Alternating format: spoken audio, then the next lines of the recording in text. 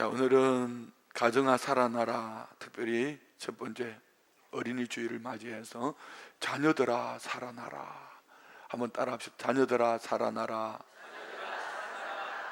예. 여러분에게 여러분의 자녀는 어떤 의미인지요? 이렇게 설교를 준비해 놓고 보니까 또 여기 청년들, 자녀된 자리에 있는 친구들도 있고, 또 자녀와 상관없이 살아가는 분들도 있고, 또 할아버지 할머니들도 계시고, 그렇지만 여기 말하는 자녀들은 우리 내 몸으로 낳은 자녀뿐 아니라 우리 이음 세대, 다음 세대, 우리 모두가 우리의 영적 자녀이기를 원합니다. 그래서 여러분에게 자녀는 어떤 의미인가? 그 자녀에게 나는, 그 자녀들이 나에게 무엇인가? 누군가는 그렇게 얘기합니다. TV 프로그램 가운데도 금쪽 같은 내 새끼라고 말하지 않습니까? 왜 금쪽 같은 내 새끼지요? 금이 귀하기 때문에. 이처럼 귀한 내 새끼인데, 오늘 본문에서도 3절에 보면 이렇게 말씀합니다. 보라, 자식들은 여호와의 기업이요 태의 열매는 그의 상급이로다. 자녀는 하나님이 주신 상급이고 하나님이 주신 축복이라는 것이지요. 이것이 우리 자녀입니다.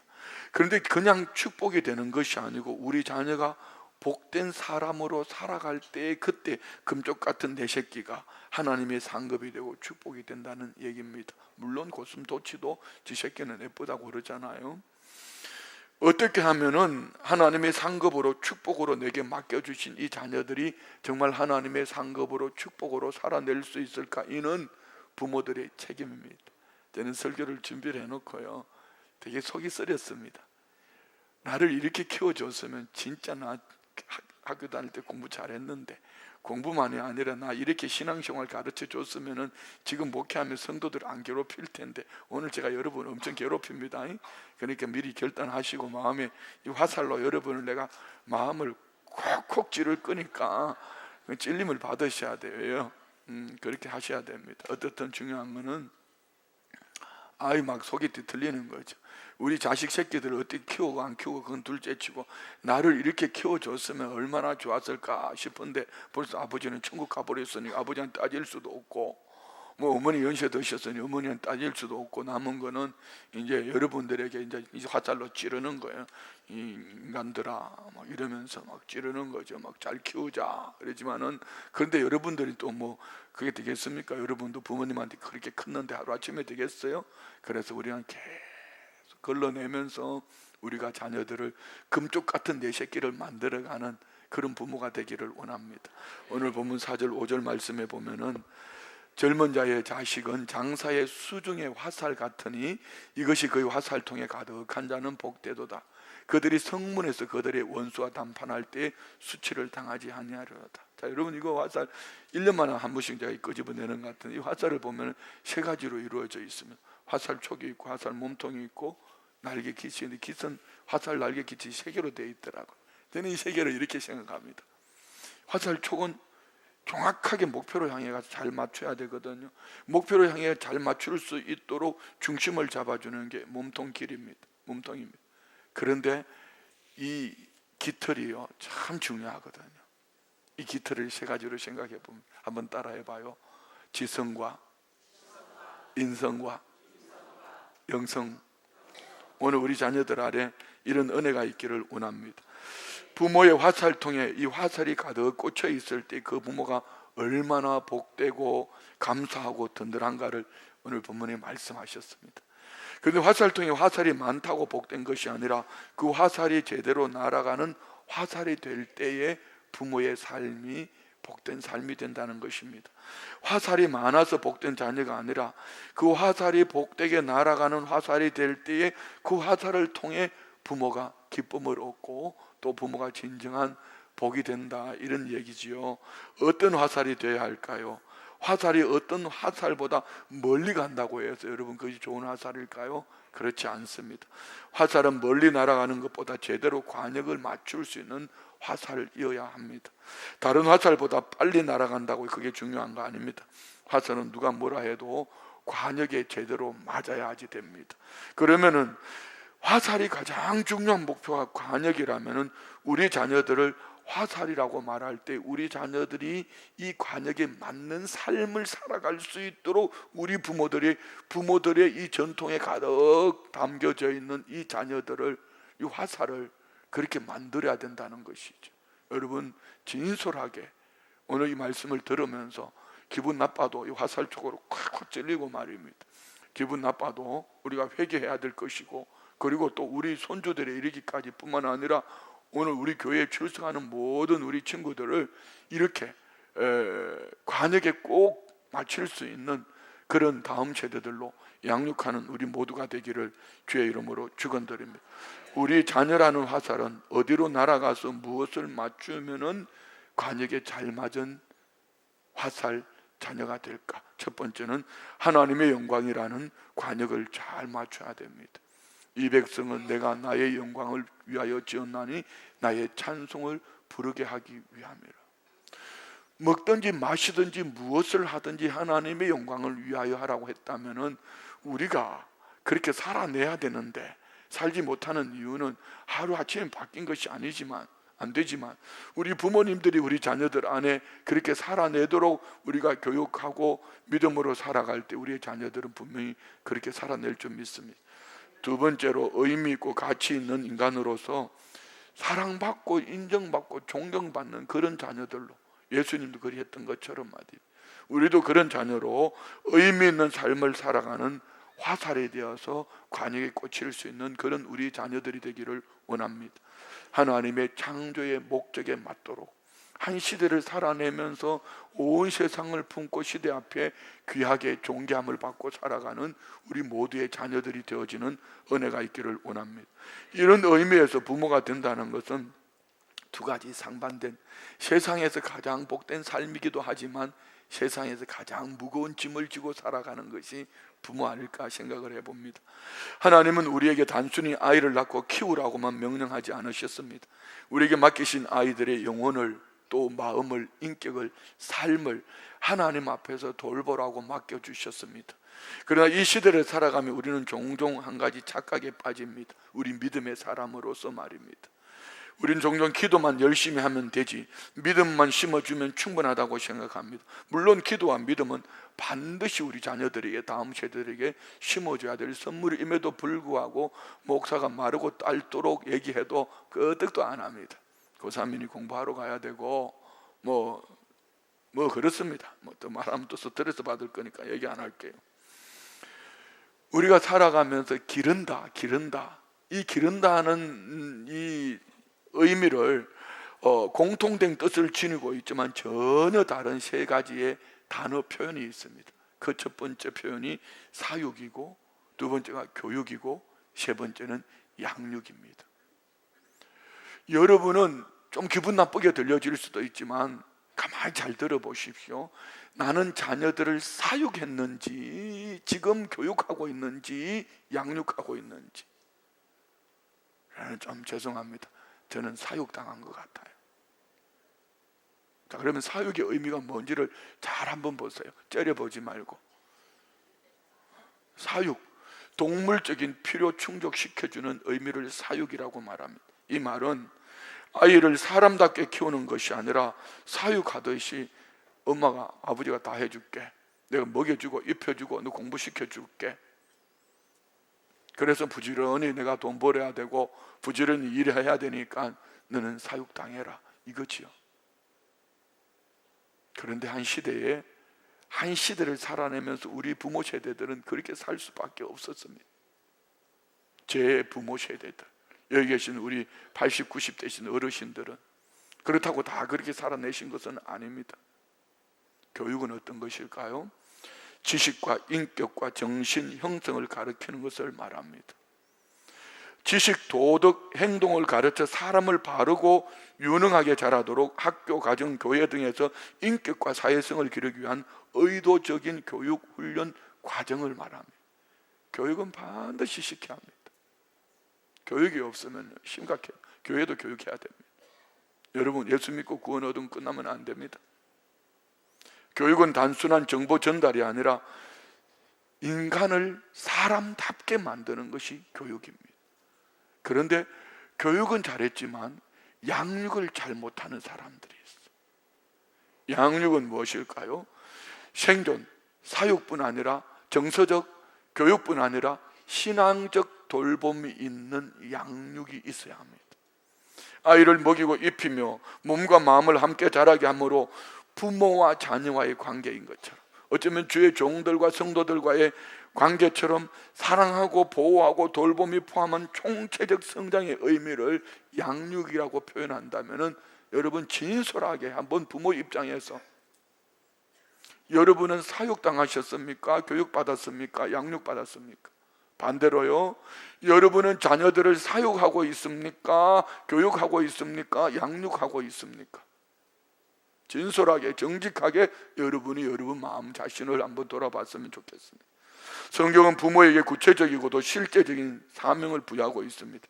자녀를 위한 기도만으로 충분하지 않고 자녀에게 믿음의 말을 심는 것만으로 끝나서는 아니 되기 때문에 우리는 자녀의 인격과 삶을 양육하는 그런 부모가 되어야 합니다. 그들의 마음에 진리의 씨앗을 심을 뿐만 아니라 삶으로, 행동으로, 관계로 하나님 나라를 살아낼 수 있도록 양육하는 그런 부모들이 되어야 합니다. 제가 교우들에게 백일 예배나 돌 예배나 자녀들을 축복할 때 많이 인용하는 성구가 있습니다. 예수님처럼 키도, 지혜도, 명철도 함께 성장하는 자녀. 그래서 누가복음 2장 40절과 52절 말씀을 봅시다.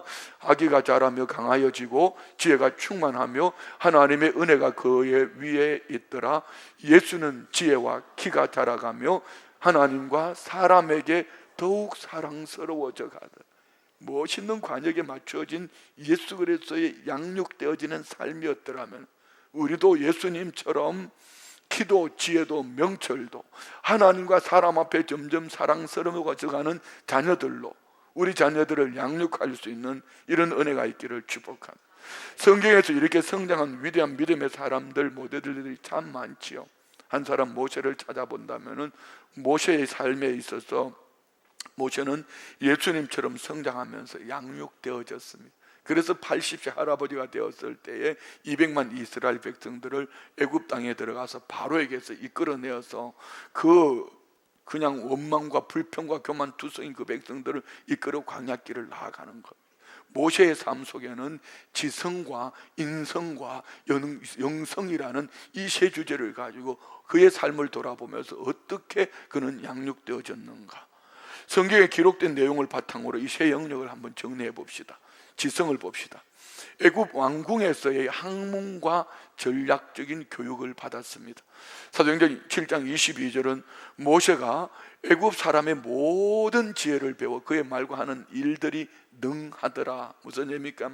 모세는 바로의 공주의 아들로 입양되어서 애굽 왕 바로의 궁에서 자랐습니다. 당시 애굽은 세계 최고 수준의 문명과 교육 체계를 가진 나라였습니다. 그래서 그곳에서 모세는 수학했고 언어와 정치, 행정, 군사 등 고등교육을 받으면서 지성을 기른 사람이지요. 이는 훗날 출애굽 공동체를 지도하고 율법을 기록하는 데 필요한 기초 지식이 되었습니다. 저는 지금 전 세계를 품고 다니고 있는데요, 참 아쉬운 것이 제 삶이 환경을 돌아보면서 조금만 더 산 넘어 뭐가 있는지 이걸 보고 성장했더라면 좋았을 터인데, 그것이 제게 이제 다 성장해서 일하면서 보니까 벌써 수준이 떨어져 버렸습니다. 지성이 돌이킬 수가 없고, 물론 지금도 늦지 않았지만은 영양 부족으로 하나님 주신 펼쳐놓으신 필드는 너무나 큰데 넓은데 늘 영양 부족을 느낍니다. 자, 여러분의 자녀들은 어떻게 하시겠습니까? 우리 비전서클이 지금 7월 8월에 2주간에 걸쳐서 영어 캠프를 하려고 합니다. 영국, 미국에서 현지인들을 초청해서 그랬더니 이거 한다고 하니까 막 성도님들이 막 흥분을 하는 거죠. 중학생, 고등학생 부모들이 우리 애들은 안 되냐고 그러는데, 우리 애들은 중고등부는 내년에 한번 해보고요, 이 초등부 아이들을 원래 하려고 하니까 또 어떤 부모는 그렇게 얘기합니다. 뭐 난데없이 가만히 있다가 또 무슨 영어 캠프냐고. 믿지 마시고 하지 마세요. 당신 자식들은 안 와도 이제 필드를 깔아놓은 그 집은 한번 해보세요. 분명히 하나님께서 위대한 역사를 만들어갈 줄 믿습니다. 이는 부모의 역할입니다. 모세의 인성은 어떻게 배웠을까요? 부모 요게벳과 아므람으로부터 신앙적 기초와 정체성 교육을 받았습니다. 출애굽기 2장 1절로 2절 말씀에 보면은 레위 가족 중 한 사람이 가서 레위 여자의 장가들어 그 여자가 임신하여 아들을 낳으니 그가 잘생긴 것을 보고 석 달 동안 그를 숨겼으나 이렇게 말합니다. 자, 여기 잘생긴 걸 봤다. 이 얘기는 언젠가 제가 설교할 때 말씀을 나누었습니다. 내 눈으로 본 것이 아니라 하나님의 시각으로 바라볼 때에 그 안에 하나님의 뜻, 하나님의 비전을 보았다는 말씀이거든요. 그래서 출애굽기 2장 7절로 10절에 다 읽지 않겠습니다. 핵심만요. 그 아이 어머니가 데려다가 젖을 먹이더니 그 아들을 바로의 딸에게 데려가니 이름을 모세라 하여 이르되 이는 내가 그를 물에서 건져내었어요. 모세의 어머니는 모세를 태어났을 때 죽여야 될 아이를 하나님의 시각으로 바라보며 살려냈고, 내가 할 수 있는 최대한을 다하다가 갈상자에 만들어 역청을 치라고 날강물에 띄울 때에 그냥 띄운 것으로만 끝난 것이 아니라 바로의 딸 공주가 목욕하러 나오는 그 타이밍에 맞게끔 띄웠는데 미리암이 쪼르륵 달려가서 이 아이를 젖먹일 유모를 불러올까요? 그러면서 모세의 어머니는 모세에게 바로의 궁에 취직을 시킵니다. 모세는 바로의 궁에서 공부를 하게 되고 모세를 바로의 궁에 보내면서 모세의 어머니는 바로의 궁에서 모세를 양육하는 그런 어머니가 되었습니다. 히브리서 11장 23절로 25절에 믿음장이라고 말하는 모세를 이렇게 말합니다.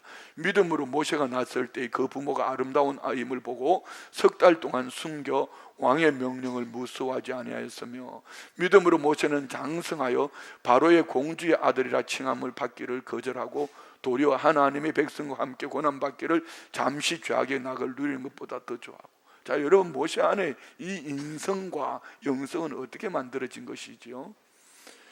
모세는 애국 궁전에서 자랐지만 젖먹이 시절 동안 친어머니인 요게벳의 품 안에서 어머니의 젖을 먹으면서 너는 히브리인이야, 히브리인의 정체성, 하나님 백성들의 신앙관, 가치관을 심어줬다는 것이죠. 유대 전성에 의하면 이 시기의 어머니는 히브리인의 정체성과 신앙 도덕성과 하나님에 대한 믿음을 심어주는 역할을 어머니들이 했다. 젖을 먹이면서 모세가 바로의 공주의 아들로 살면서도 자기 민족을 잊지 않고 동포를 위해 싸우게 된 원동력이 그 어머니가 심어놓은 정체성, 그리스도인의, 우리로 말하면 그리스도인의 가치관을 심겨줬기 때문입니다. 세 번째, 영성입니다. 광야에서 하나님의 직접적인 훈련과 계시를 받습니다. 그는 40년은 바로의 궁에서 40년은 미디안 광야에서 말 못하는 짐승들과 함께 철저하게 눈에 뵈는 게 없었어. 광야, 이스라엘 백성들 40년 이끌어갈 때 눈에 뵈는 거 아무것도 없어. 근데 모세는 아마 그때 이렇게 노래했을 것 같아. 이 눈에 아무 증거 아니 배여도 믿음만을 가지고서 널 걸으며, 아마 모세가 그렇게 불렀을 것 같아요. 그렇죠, 여러분? 모세는 출애굽기 3장 1절로 6절에 떨기나무 불꽃 가운데 하나님을 만나고 하나님의 앞에서 소명을 얻습니다. 출애굽기 33장 11절에 모세를, 그의 영성을 이렇게 표현합니다. 한마디로 사람이 자기의 친구와 이야기함 같이 여호와께서는 모세와 대면하여 말씀하시며 모세는 진으로 돌아오나 눈의 아들 젊은 수종자 여호수아는 회막을 떠나지 않은. 자, 이 얘기는 쉽게 이런 얘기입니다. 제가 하나님, 돌아오는 주일은 어린이 주일인데요, 이랬더니 하나님께서 5월 한 달은 가정의 달이니 가정을 살려내라. 하나님 감사해요. 그러면 가정을 살려내려면 매주마다 주제를 주세요. 그랬더니 하나님이 떠올려주신 주제가 있어요. 그래서 한 달 걸 주제를 만들어 놓았어요. 이렇게 제가 하나님과 모세처럼 하지는 않았지만 이렇게 마음으로 받았던 것을 대화함과 같이 모세는 이 백성들, 말 못하는 짐승들을 광야에서 양치면서 하나님과 대면하고 영성을 훈련받았던 그의 모세의 인성과 영성 훈련이 40년 광야길을 지나가면서 그렇지는 원망하고 불평하고 교만한 그 백성들 앞에서 모세는 하나님과 대면하여 대화함과 같이 이런 영성을 가지고 가니 200만 이스라엘 백성들 불순종하고 정말 역겨울 정도로 돌들어 던지려고 하고 벗가면 애굽으로 돌아가겠다고 말하는 그들을 이끌어가는 위대한 지도자가 될 수 있었던 이 영성 말입니다. 그래서 민수기 12장 6절 8절에 이것도 핵심만 말씀드리면 내 종 모세와는 다르니 그는 나의 온 집에 충성됨이라. 그는 나 여호와의 형상을 보고. 하나님은 모세를 그렇게 평가를 하시는 거예요. 모세는 미디안 광야에 40년 동안 양을 치며 겸손과 인내를 배웠고 이후 하나님과 직접적인 만남을 통해서 깊은 영성을 체험했다고 말합니다. 하나님은 모세와 친구처럼 대면하여 말씀하셨고 그런 대면 속에서 일러주신 말씀들이 모세가 창출 내민신 모세오경을 기록할 수 있는 영성을 가졌다는 것이죠. 이런 과정에서 모세는 하나님과 동행하는 자로서 영성을 온전히 갖추었고 인성과 그의 지성이 하나님의 경륜 속에서 치밀하게 준비되어진 교육의 총합이라고 말할 수 있는 모세의 삶을 이렇게 짧은 시간에 나누었습니다. 이와 같이 우리 자녀들에게도 교육에 있어서 지성과 인성과 영성을 균형 있게 양육하는 것이 얼마나 중요한지 보여줍니다. 그래서 자녀를 어떻게 양육해야 할지를 좀 더 구체적으로 5가지를 말씀드렸는데 이 5가지는 제가 만든 게 아니고 C.S. 루이스의 많은 책들 가운데 나오는 종합적인 5가지로 우리 자녀 양육을 어떻게 해야 될까를 한번 말씀을 나누려고 합니다. 제가 이 화살을 막 던지고 싶은 분이 딱 있는데 잘못하면 화살 던져가지고 눈 뜨고 있으면 피할 때 눈 감고 있어가 꽂힐까 봐 제가 걱정이 되는데 화살을 한번 던져볼까요? 화살을 안 던지도록 여러분 눈을 똑바로 뜨고 있으면 좋겠어요. 제가 오늘은 정말 부드럽게 말할 겁니다. 이유는요, 제가 너무 아프고 찔리기 때문에 세게 하면은 여러분 너무 아플 것 같아서 그냥 부드럽게 이렇게 말할 테니까 여러분은 부드러운 것을 너무 안 좋아한 것 같아요. 부드럽게 말하면 입신을 하려고 하니까 내가 자꾸 소리가 커지는데 어떻든 제가 부드럽게 말할 테니까 부드럽게 좀 들어주시면 좋겠습니다. 자, 5가지. 첫 번째, 자녀에게 가장 먼저 주어야 할 것은 복음 중심의 사랑입니다. 한번 따라합시다. 복음 중심의 사랑. 에베소서 6장 4절은 말씀합니다. 또 아비들아 너희 자녀를 노엽게 하지 말고 오직 주의 교훈과 훈계로 여기서 노엽게 하지 말라 이 얘기는 부모가 자녀에게 억압적인 통제만 하고 복음의 사랑이 없이 다룰 때에 자녀들은 반항으로 마음을 닫아버려요. 이게 오늘 여기 계시는 많은 우리 기성 성도님들이 성장할 때 부모님으로부터 그렇게 컸어요. 자녀에게 주어야 할 것은 율법적 순종이 아니라 조건 없는 사랑, 무너졌을 때 다시 일으켜주는 은혜, 실패했을 때도 포기하지 않는 이 긍휼의 마음. 그래서 나는 우리 엄마 아버지가 있으니까 나는 걱정 없어, 이런 긍휼을 가르쳐줘야 되는데 율법적인 거 있잖아요. 대리만족. 너는 너만은 해야 돼. 애비가 못해서 너는 해야 돼. 너의 기대는 이만큼이야. 그게 저이거든요. 여러분은 어떠세요? 하나님께서 우리를 사랑하신 것처럼 실패 많고 허물 많은 우리를 끝까지 품어주신 것처럼 우리도 자녀를 엄마가 아빠가 다 해줄 게가 아니라 이런 복음적인 사랑의 긍휼의 마음을 가지고 자녀들을 등 뒤에서 밀어주는 그런 부모가 돼야 되는데 율법으로 너 해? 안 하면 죽는다? 좀 더 심하게 말해볼까요? 너 패 죽여버린다? 뭐 이렇게 말입니다. 안 그런 척하고 표정들이 싱긋이 웃고 있는데 물어보면 다 나와요. 자녀들한테 수사해보면 지금도 나와. 지금도. 요즘 세상이 어떤 세상인데 자녀들에게 그런 언어를 폭행지 그러면 부모 고발해요. 잡혀가요. 패 죽인다고요? 어떻게 그런 말을 해요 부모가? 그렇죠? 아는 것처럼 표정을 짓고 있는데 나는 모르겠어요. 사랑하는 자녀가 때로는 죄를 짓고 넘어질 때에 가장 먼저 필요한 것은 꾸짖음이 아니라 복음적인 사랑이다. 누가복음 15장에서 탕자 얘기해서 아버지가 그리 하잖아요. 허랑방탕하게 살다가 돌아온 아들을 아버지는 먼저 달려가서 끌어안고 이놈의 새끼야 돈 어디 썼냐, 왜 거지꼴이 됐냐 이렇게 묻지 않습니다. 그냥 아들을 끌어안고 와락 끌어안고 얼굴 부비고 그냥 입을 맞추고 집으로 데려가면서 이내 죽었던 아들이 살아왔다, 목욕시켜라, 비단 옷 입혀라, 신발 신기고 가락지 끼우고 살찐 송아지 잡아 잔치하자. 이것이 복음적인 사랑이라는 것이죠. 옆집에 얘기합시다. 복음적인 사랑합시다. 시작. 할렐루야. 알아들었죠? 근데 표정이 네가 설교 지금 그렇게 안 하는 것 같은데 막 화살 두고 설치니까 나는 겁이 나서 눈 뜨고 있다 뭐 이런 표정인데, 두 번째는 뭡니까? 자녀에게 주어야 할 진리를 분별할 수 있는 지혜, 진리를 분별할 수 있는 지혜를 우리 자녀들에게 줘야 합니다. 잠언서 22장 6절은 이렇게 말씀합니다. 마땅히 행할 길을 아이에게 가르치라. 그리하면 늙어도 그것을 떠나지 않으라. 3살 버릇이 80까지 간다 했습니다. 자녀들은 지금 정보의 홍수 속에 살고 있습니다. 그런데 문제는 이겁니다. 요즘 우리 다음 세대들 가운데에서 참 귀한 우리 형제들 자매들이 많아요.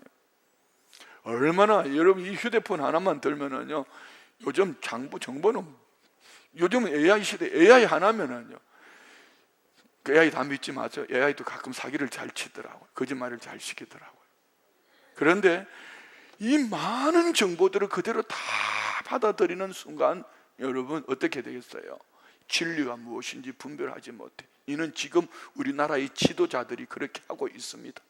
개인살이 사욕, 당리당략, 이것으로 말미암아서 공동체 정신도 없고 어떤 것이 국익인지 이것도 없습니다. 그러면 우리는 어떻게 우리의 자녀들에게 이런 진리를 분별하는 세계관을 가질 수 있을까?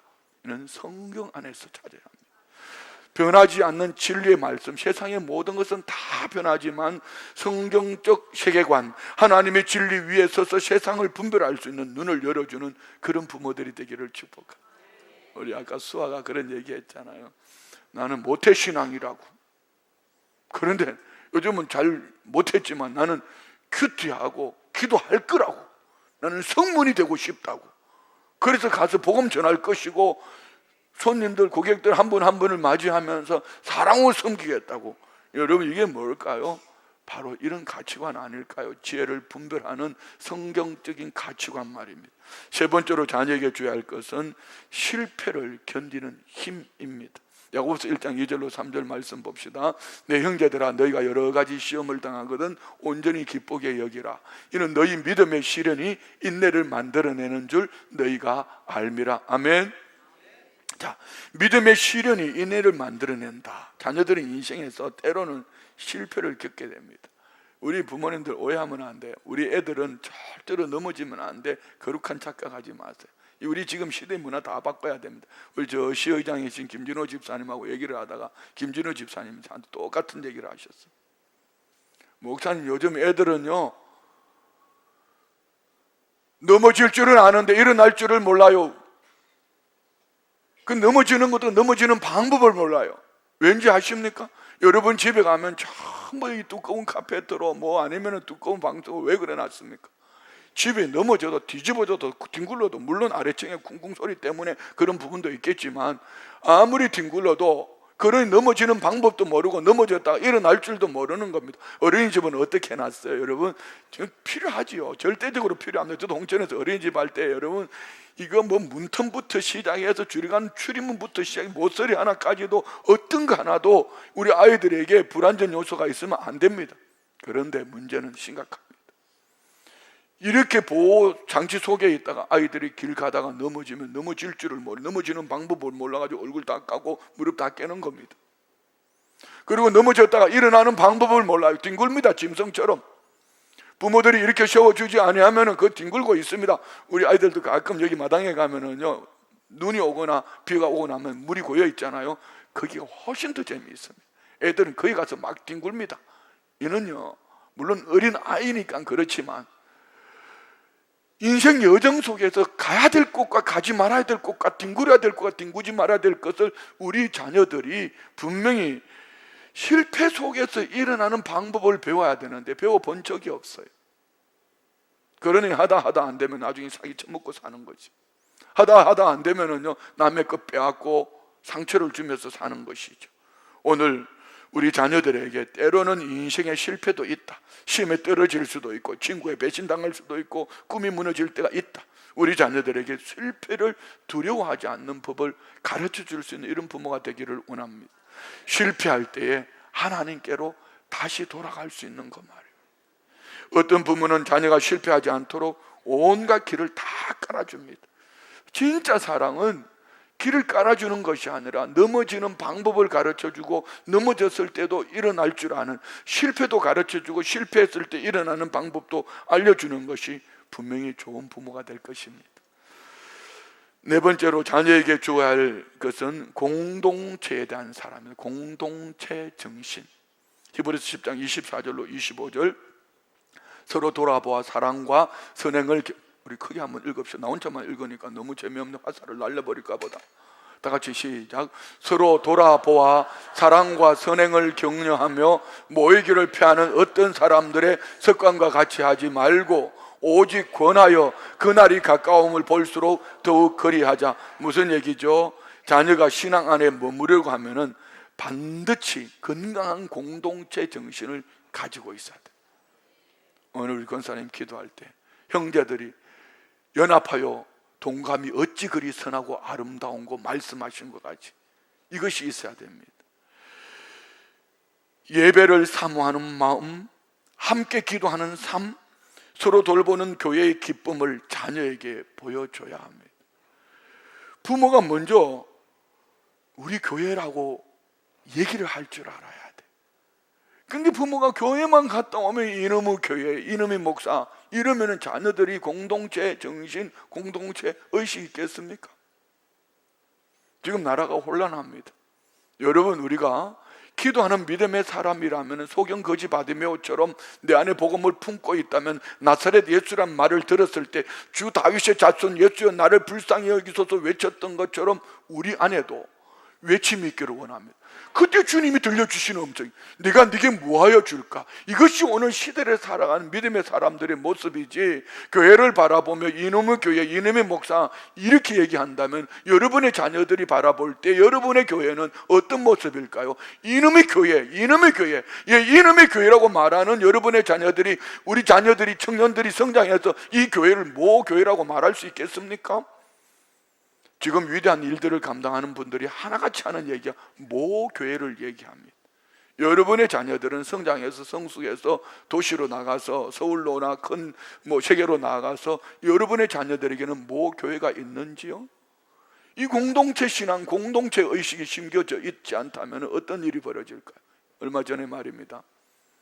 월요일 날 점심시간에 식사를 하러 갔는데 아마 한 교회 교구장님이 생일이었나 봅니다. 케이크를 들고 오더니 한 20여 명의 아줌마들이 쭈르륵 따라 들어오더라. 아줌마가 아니고 자매님들.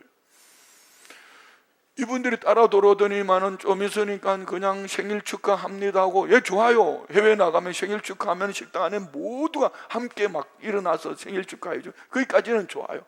그리고 기도하더니 그때부터는 그 한 20명이 식당을 독차지하는 거예요. 이게 내가 밥을 퍼먹는데 밥이 콧구멍으로 들어간지 입에 들어간지 몰라. 내가 막 불안해. 빨리 먹고 나가자. 빨리 먹고 나가자 해가 마침 계산하는데 그 중에 한 명이 나왔어요. 제가 물었습니다. 나 순복음 춘천교회 목사인데 당신네들 말이야 생일 축하하는 건 좋은데 기도를 하지를 말든지, 여기 막 거기 뒤에 수녀들이 수녀복을 입고 3명이 밥 먹고 있었어요. 그럼 그 수녀들이 바라볼 때 여러분 교회를 어떻게 바라볼 것이며 그 식당 주인은 어떻게 바라볼 것인가 말입니다. 다시 말씀드립니다. 내 자녀가 귀하다면 남의 밥상에 올라가는 것은 하지 말아야지.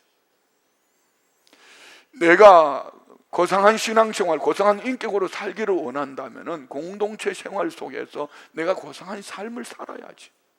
아멘. 크게 해요.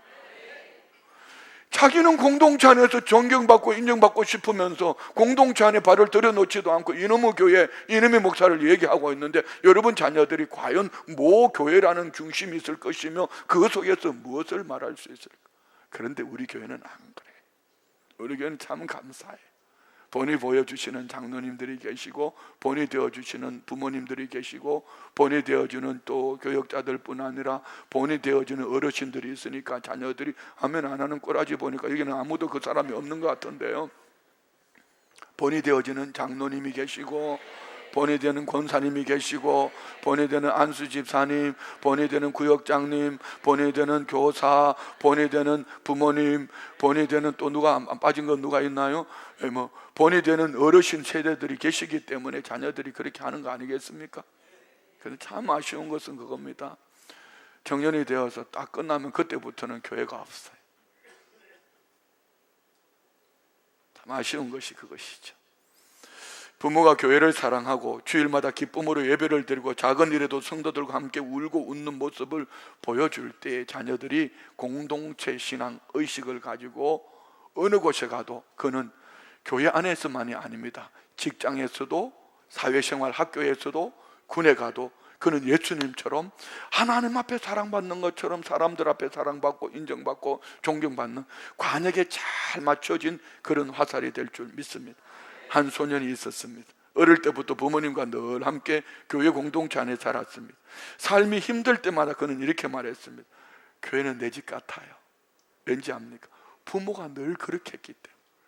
산들바람만 불어도 부모는 교회로 달려와서 내 집처럼 아버지 품에 안겼다가 돌아왔다, 집에 갔다 왔다, 교회 갔다 왔다를 집에 갔다 왔다 그러니 이 자녀들이 성장하다가 크고 작은 일들 만나면은 산들바람만 불어도 교회를 내 집 같다고 말합니다. 그래서 나는 무너져도 다시 일어날 수 있고 하나님 나라 공동체를 사랑함으로 섬기는 마음을 가졌다고 말하는 것입니다. 마지막 5번째, 부모가 삶으로 본을 보이는 신앙말입니다. 신명기 6장 6절로 9절 한번 읽읍시다. 오늘 내가 네게 명하는 이 말씀을 너는 마음에 새기고 내 자녀에게 부지런히 가르치며 집에 앉았을 때든지 길을 갈 때든지 누워있을 때든지 일어날 때든지 이 말씀을 강론할 것이며 너는 또 그것을 내 손목에 메어 기호를 삼으며 내 미간에 붙여 표로 삼고 또 내 문설주와 바깥 문에 기록할 쉐마. 자, 이마에 손목에 문설주의 문지방에 이는 너 혼자 그렇게 살라는 얘기가 아닙니다. 부모가 함께입니다. 그런데 여기 중요한 단어가 있죠. 부지런히. 이 부지런이라는 이 단어를 보면은요, 히브리어인데요. 이는 이 부지런이라는 단어 한번 따라합시다. 샤난. 이 샤난이라는 단어는 갈다, 날카롭게 하다. 다시 말씀드리면 날카로운 칼이 되어 내 피부를 찌르듯이 내 자녀들이 알아듣도록 가르치는 것입니다. 이마에, 면전에서, 손목에, 손에 하는 일들 속에, 대문에 들어오고 나갈 때 출필면 반필고라. 여러분 요즘 그런 부모님들 계십니까? 그리하셔야 합니다. 성경을 읽으라고 말하는 부모가 성경을 펼치지 않는다면, 사랑하라고 말하는 부모가 매일 분노하고 있다면 자녀들은 그 말 대신 부모님의 모습 보고 살아낼 것입니다. 우리가 내 자녀를 부지런히 가르치는 것, 이는 학교 보내면은 지성 끝났네, 집에서 잘 먹여주고, 그리고 이제 집에서 잘 먹이는 너 인성, 그리고 교회 학교 주일학교 잘 다니니까 영성, 이렇게 말하겠지만 천만의 말씀. 오늘 한번 꼭 집에 가서 물어보십시오. 얘들아, 오늘 전도사님 무슨 말씀하셨니? 그 말씀 들을 때 너는 어땠니? 너 그 말씀을 가지고 어떻게 앞으로 살아내기를 원하니? 오늘 학교 가서 선생님께서 주시는 말씀 속에 네 마음에 담은 말씀이 뭐니? 그 말씀 가지고 어떻게 너는 꿈을 펼치기를 원하니? 이렇게 말입니다. 우리가 부지런히 이 샤난, 부지런히 날카롭게 갈아서 우리 자녀들을 신비에 새겨주는 것이 부모로서 마땅한 도리라는 것입니다. 우리가 줄 수 있는 것은 한번 따라합시다. 복음 중심의 사랑. 저 뒤에도 크게요. 시작. 복음 중심의 사랑, 진리를 분별하는 지혜, 실패를 견디는 힘, 공동체를 사랑하는 마음, 그리고 우리가 삶으로 본을 보여주는 것. 아멘요? 예, 말씀 마칩니다. 우리가 기도합니다. 믿음을 가르칩니다. 하지만 여기 머물러 있지 말고 삶 전체를 우리가 먼저 복음으로 살아낼 수 있기를 원합니다. 그러면 자녀들은 넘어질 때마다 하나님께로 돌아올 것입니다. 세상의 유혹 속에 그들은 진리를 붙들고 일어날 것입니다. 삶의 고난 속에서도 다시 일어날 것입니다. 우리 자녀를 양육하는 것은 단순한 책임이 아니라 영원한 하나님께서 우리 각 사람에게 맡겨주신 사명입니다. 우리 두 주먹 붙여지고 한번 외칠까요? 자녀들아 살아나라. 세 번만 시작.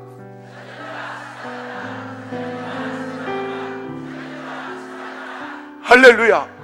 자, 우리 다 같이 일어나셔서 이 믿음으로 한번 찬양합시다. 이 눈에 아무 정도 아니면 눈에 아무 증거 아니매여도 믿음만을 가지고서들 걸으며 이 귀에 아무 소리 아니 들려도 하나님의 약속 위에 소리가 걸어가세. 믿음 위에 서서 나가세 나가세 욕심 버리고 걸어가세. 믿음 위에 서서 누가 위에 아무 증거 없어도 네 눈이 보기에는 어떠하는지 의미 얻은 증거대로 늘 믿으며 이 맘에 의심 없이 살아갈 때에 우리 소원 주 안에서 이루리.